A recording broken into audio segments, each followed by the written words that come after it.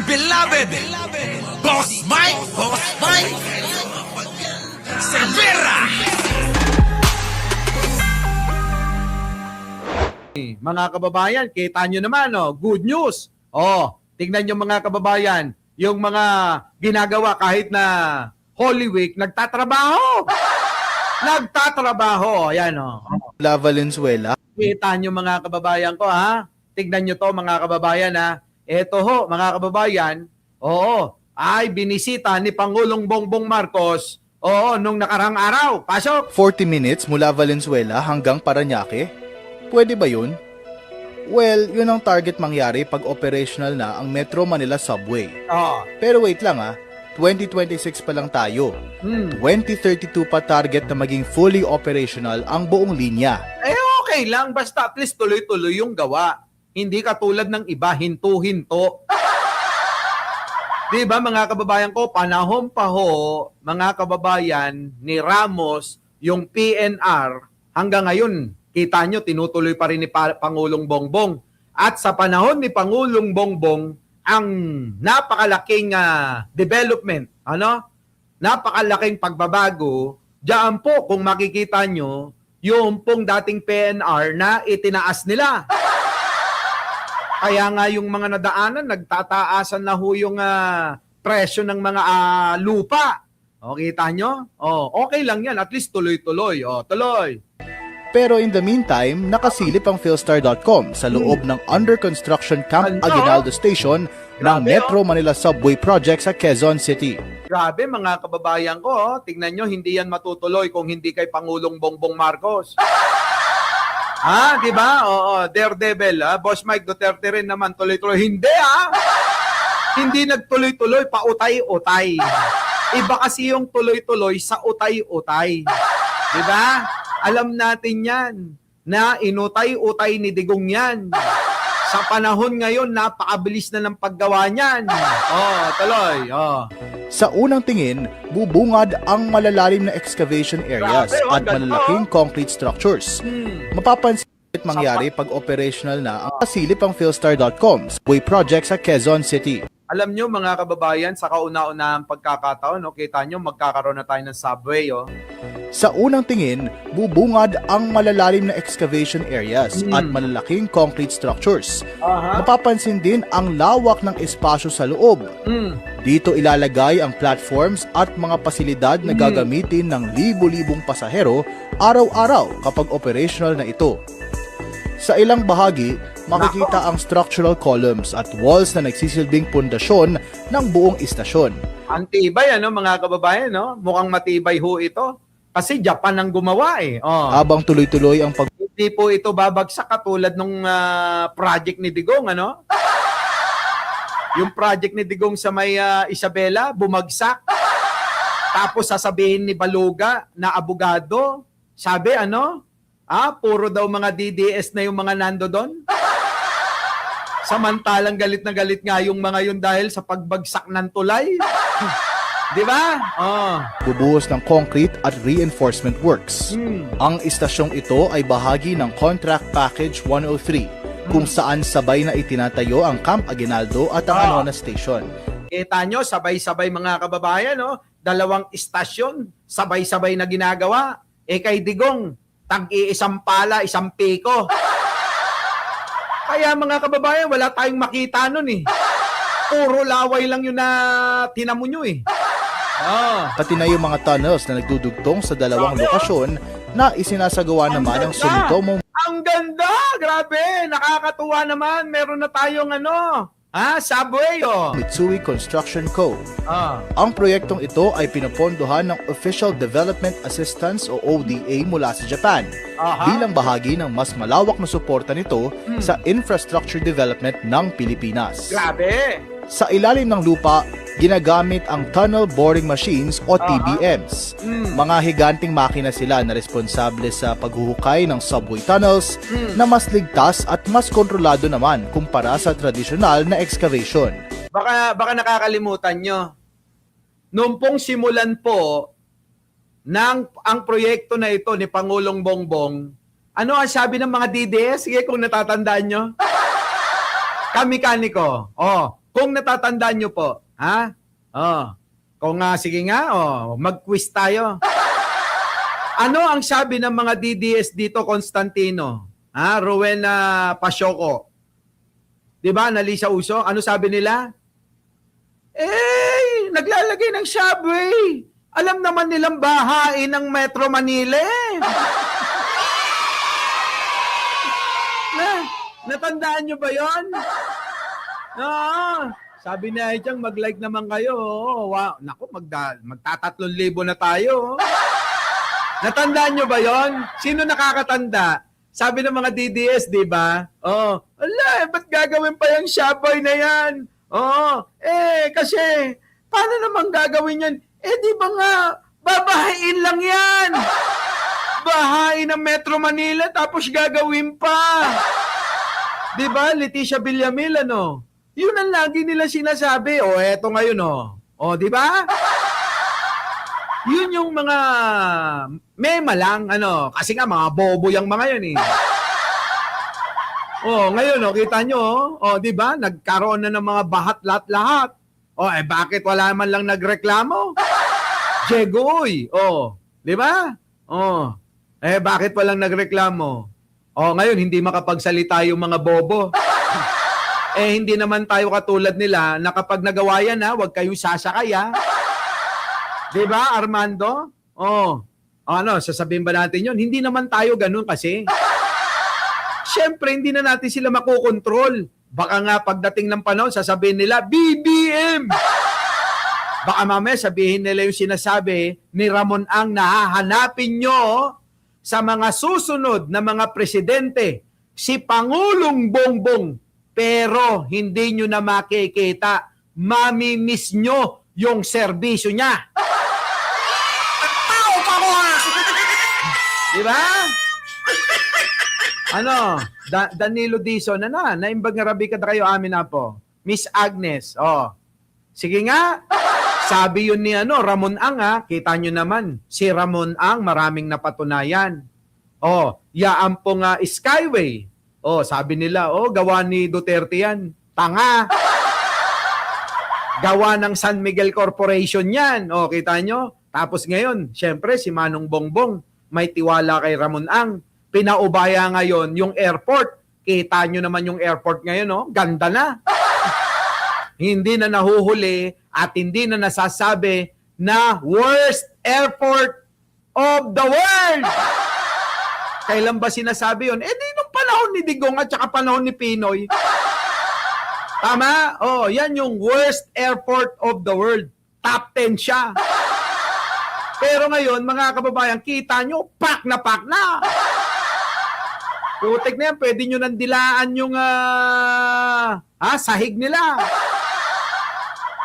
Kita nyo, no? At saka automated na mga kababayan, no? Yayangga-yangga ka na lang. Titip! Parang, parang nagpunta ka na rin sa ibang bansa, Titip!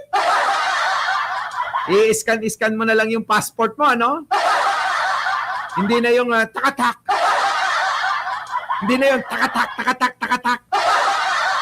Sabi ni Michael Alwag, yung may laglag bala, gawain din naman ni Digong yun. Ginawang propaganda ni Digong yun. Di ba, Red Cervantes? Ewan ko. Bobo na lang ang hindi nakapansin na Duterte talaga ang gumawa nung laglag bala, tanim bala, gano'n. Di ba na? Di ba? Pag pupunta ka sa ibang bansa, mga kababayan, automated na mga kababayan, scan na lang iyayangga mo yung yung passport mo, itatapal mo na lang doon sa scanner, tapos titit. You may go, sasabihin nung nagbabantay nun. Ay, putik na yan, ganun na ho ngayon sa atin. Sa panahon lang ni Pangulong Bongbong Marcos, nangyari yan. Tapos naghahanap pa sila. Ano bang nagawa ni Bongbong Marcos? Ayan ang dami yung subway malapit na matapos.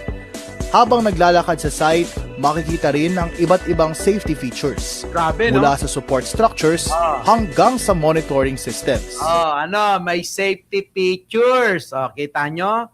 Kaya nag-aalala yung mga didis kasi nga bobo, hindi nila maisip, lubos maisip na ano,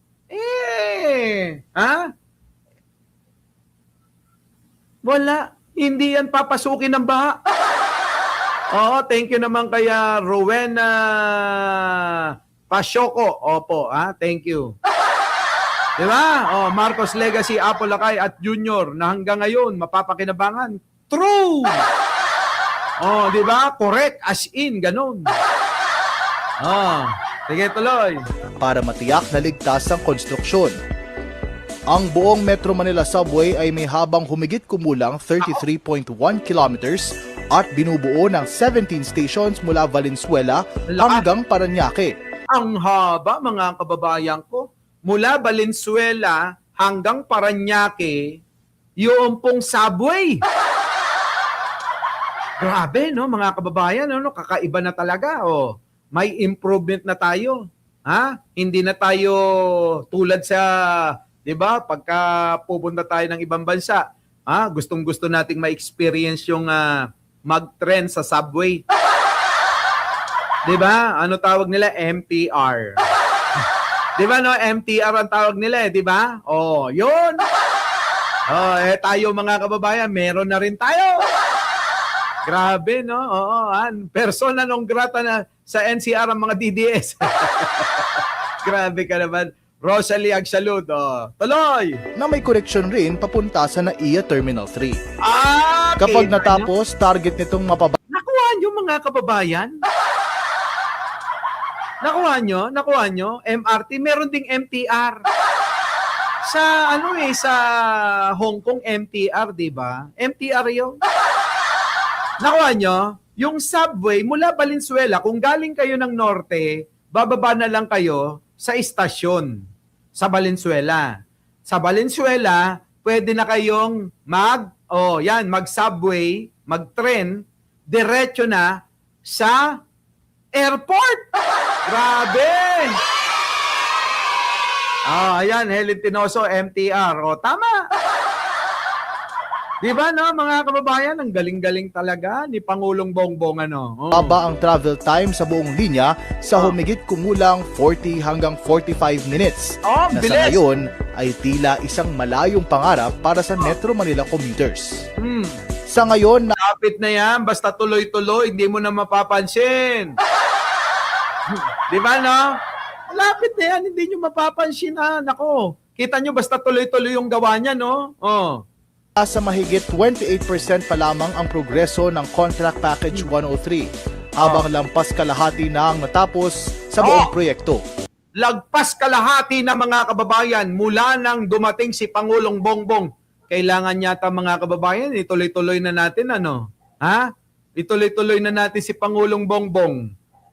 Sa 2028, siya pa rin ang presidente. Para matapos na are.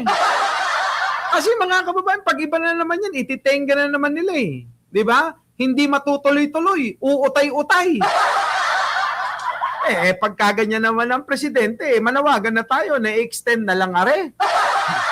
Di ba? Mayat gati, i-extend na lang natin si Pangulong Bongbong para may natatapos, ganon. Hindi yung katulad ng iba, walang ginawa, putik na yan, puro daldal, laway-laway lang. Di ba, Dara? Nako, ako mga kababayan, botong-boto ko. Pangulong Bongbong, ituloy-tuloy mo na. Di ba? Tuloy. Hindi lang hukay ang malalim dito, kundi ang ambisyon ng proyektong ito para sa mas mabilis, mas maayos, at mas karespe-respetong public transportation sa bansa. Kita nyo? Aba, mga kababayan, kahit gaano kalalim yan eh. Talagang malalim talaga na pangarap yan, mga kababayan ko. Biruin ninyo, sa panahon ni Pangulong Bongbong, na isa katuparan, higit na po sa kalahati ang natatapos ng proyekto na ito. Meron pang 2 taon mahigit. May 2 taon pang mahigit si Pangulong Bongbong, baka konti na lang ang matira dyan. Diba? Tama, tuloy-tuloy. PBBM, maging Prime Minister. Sabi ni Malo Siron, nako, hindi lang yan. Sabi ko sa inyo, kahit Holy Week, si Pangulong Bongbong nagtatrabaho. O eto. 140 Iba ho ito sa nakaraan na tinalakay natin na milyon-milyong mga litro ng gasolina, langis. Eto, bagong-bagong dating mga kababayan, 142 bariles ng diesel dumating sa Pilipinas. Hindi po ito yung yung galing ng tawag diyan ng Russia. Iba to. kada 142,000 na bariles ng diesel dumating na ho rito sa atin sa Pilipinas. Ang supply ho ng petrolyo Iba yan ha. Bagong dating yan kanina. Kanina lang ho dumating yan. sa bansa inaasang aabot ng hanggang 51 araw. Brigada Jigo Custodio, Okay lang yun, di ba? Hanggang 51 araw. Bago matapos yun, parating na naman yung bago. Pagkatapos nun, parating na naman yung bago. Di ba? Okay lang yun. Pero bago tayo magkalimutan, mag-like muna kayo. Rowena Comia. Shoutout po sa inyo. Nea Merced. Shoutout. Brigada mo. Live report. Tumating na sa Pilipinas ang 142,000 barrels ng diesel bilang bahagi ng hakbang ng pamahalaan upang matiyak ang sapat na supply ng langis sa bansa. Upang masigurado ang supply ng ating krudo, langis o ano paman, 'di ba, sa ating bansa. Yan ba yung walang ginagawa? Yan ba, Mona Luis? Yan ba yung mga Tina Sales ang walang ginagawa? Shirley Shirley Almonte. JZ 5 Joe. Yan ba yung walang ginagawa? Lenlen?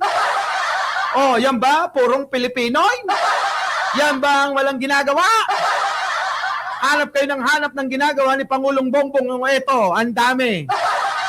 Araw-araw na ako nagbabalita kasi hinahanap ng mga DDS eh. Ano nagawa ni Pangulong Bongbong, Eka? Ayan, araw-araw na tayo, winterhan, magpapalabas ng mga ganito. Personal itong tinanggap ni Energy Secretary Sharon Garin sa Mabini, Batangas.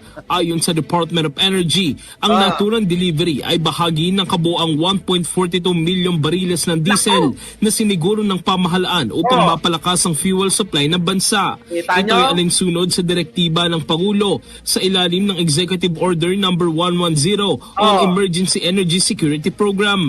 Layunin ng programa na masiguro ang tuloy-tuloy na pagdating at maayos sa distribusyon ng supply ng langis sa bansa. Kita nyo yan ba? Sabi nila, anong kaparaanan daw Eka ang ginagawa ni Pangulong Bongbong? Ayan. Lamunin nyo. Gusto nyo mag-swimming kayo sa gasolina. Yan o. Mga kababayan, sa presyo, walang magagawa si Pangulong Bongbong doon. Diba? Kahit naman si Digong, ganun din ang sinabi, diba? Taga Norte.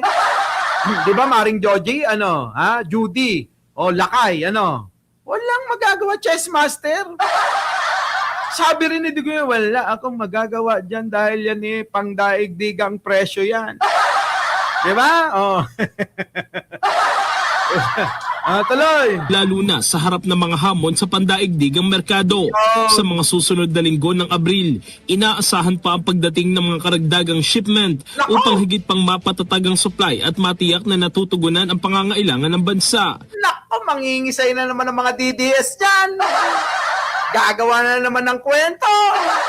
Sasabihin nila, padala ni Sarah, padala ni Baste. Lastik lahat na lang lahat na lang Di ba? Inaako. Kahit wala namang silang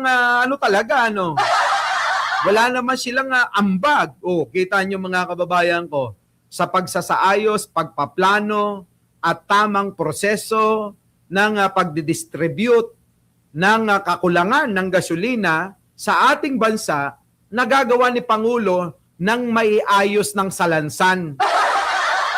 Di ba, mga kababayan, sinasalansan ng maayos. Di ba, Grabe, mga kababayan, tuloy. Magsisilbing government reserve ang dagdag na supply upang masuportahan ng mga oil company sakaling magkaroon ng aberya sa kanilang fuel orders. Kita nyo? gobyerno na kumilos niyan. Atanbera, King Manuel, di ba? Wilma Aquino, sa inyo pong lahat. Si Jojo Chavez, late na. Wala ka na, late ka na. Oo. Hindi mo na naabutan yung happenings dito. Ayan, Sarah, dumating. Na ang diesel, hindi ba bawal? Ang mag-carpooling, magbisikleta daw, bawal. Maggie, nandyan na si Lance. Opo, ito na, mga kababayan. Hindi lang ho yan. Ito pa. Umabot na sa 1.28 billion pesos ang naipamahagi ng Department of Social Welfare and Development o DSWD sa mahigit 256,000 na mga PUV drivers sa Metro Manila. Iyak ba yung walang ginagawa? Akala ko ba'y natutulog lang kanyo si Pangulong Bongbong? Akala ko ba'y nandoon lang sa Malacanang? Sabi niyo yun! Nasaan na yung mga DDS na mga nagsasabi ng ganon? Ayan si Pangulong Bongbong, tokininayaw. Kita nyo mga kababayan ba? May ayuda sa mga drivers. Magkano? 1.28 billion cash aid. Cash. Ibig sabihin, kasi. Hindi katulad ni Digong nun. Tuloy. Tana si Digong. Sabi lang na meron pero wala naman tayong natanggap, Sabi lang ni Digong, bibigay ko kay kapitan nyo. Kay kapitan nyo kunin ito. Tapos, makinikinita mo mga kababayan, may yung kapitan nagre-reklamo. Sabi galit na galit kay Digong. Natandaan nyo yun? Yung kapitan na nagre-reklamo, Hoy, Digong! Nasaan na yung pinangako mo na ayuda? Hinahanap sa amin ng mga kabarangay ko. Putik na yun. Yung pala, laway lang yun, mga kababayan. Konti lang yung binigyan, pinili lang. Tapos, mga kababayan, sinabi ni Digong, binigyan lahat daw magkakaroon.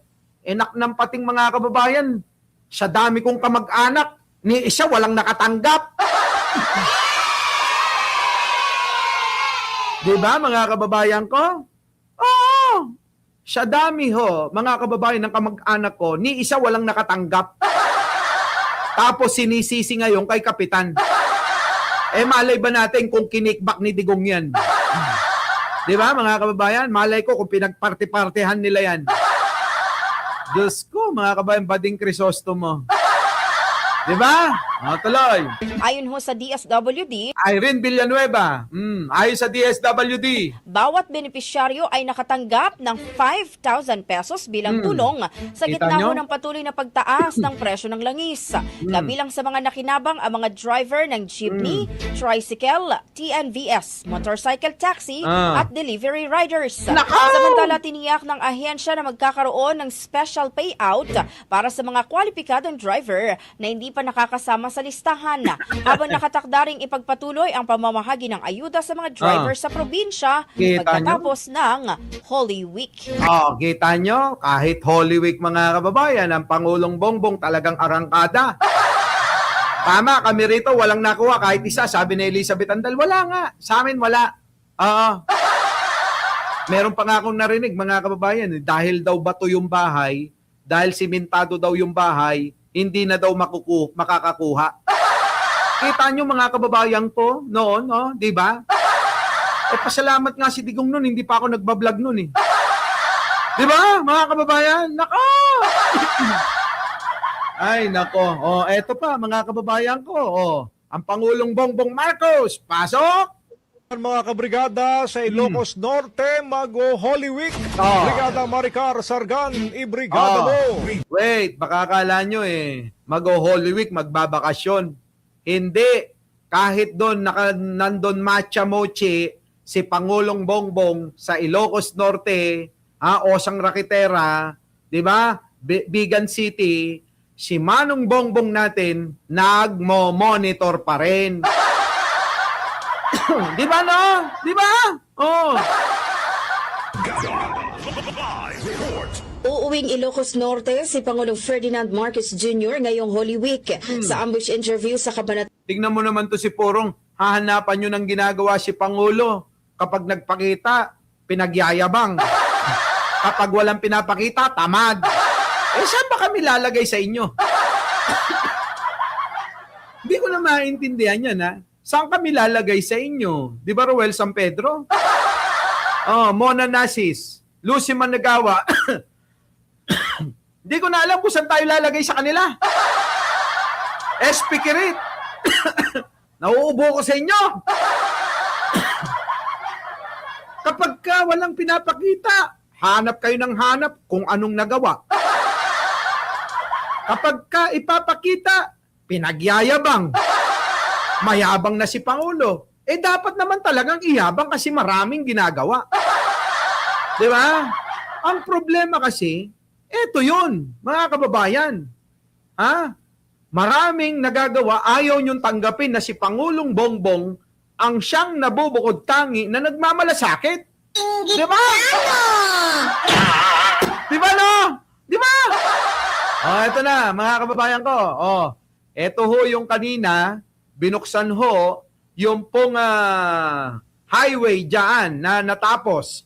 Opo natapos ni Pangulong Bongbong para ho madaanan na. Tuloy. Tuan City. Sinabi ng Pangulo na doon niya gugugulin ang kanyang Semana Santa pero babalik din agad sa Malacanang sa araw ng Sabado. Kita nyo mga kababayan, wala naman Sabado na babalik kagad sa trabaho. Walang pahinga. Mga kababayan ko, di ba? Di ba, Cherry Grace? Sa press briefing naman ni Palace Press Officer Claire Castro, sinabi nitong hindi bakasyon ang gagawin ng Pangulo dahil patuloy pa rin anya itong magmomonitor. At kita mo, RM Pinay, hindi bakasyon ang gagawin nun. Nakatutok pa rin sa laptop, tinitignan. Kung ano na nangyayari, gumagawa pa ba sila? Ano pa bang problema? Anong kailangan? Kailangan ganun ang presidente. Hindi yung bengbang lang ng bengbang sa Malacanang, di ba, Antonio Bautista? Di ba, Leonida Victor? Di ba? Hindi ganun si Pangulo. Kasi si Pangulo, faithful. Di ba? Si Digong. Walang maayos na pamilya. Kaya yun, ang ginagawa doon sa Malacanang, sabi ni Nino, bengbang lang daw ng bengbang. Di ba? Kinichi Machu. Nick Candido, no? Yan, mga kababayan. Ang pagkakaiba. Tuloy. magpapaabot ng utos sa mga ahensya ng gobyerno. Una nang nanawagan ng punong ehekutibo ng pagkakaisa at pagninilay sa gitna ng paggunita ng Semana Santa. Hinikayat din niya ang publiko na maglaan ng oras para sa pahinga at pagninilay, lalo na sa gitna ng iba't ibang hamon na kinakaharap ng bansa. Kita nyo, siya pa yung nagsabi sa atin na maghinay-hinay daw tayo, magpahinga daw tayo, magbakasyon daw tayo. Wala munang bengbang. Samantalang si Pangulong Bongbong yung pagod na pagod. Di ba, Corazon Cruz? Si Pangulong Bongbong, Sensu, yung nagtatrabaho, pagod na pagod. Di ba? Weleny Cabele. Tapos, Leslie Vlog, siya pa yung nagpapaalala sa atin na magpahinga daw tayo. Grabe naman si Pangulo talaga, no? Binigyang diin din ito ang kahalagahan ng pagtutulungan at pagsasakripisyo para sa kapwa bilang bahagi ng diwa ng Lenten season. Anyang mahalagang manatiling matatag ang pananampalataya at magtulungan ang mga Pilipino sa kabila ng mga pagsubok. Kita nyo, ang ganda ng no? Ang ganda ng mga payo ni Pangulo. Ay, nako talaga naman mga kababayan ko. Our beloved Boss Mike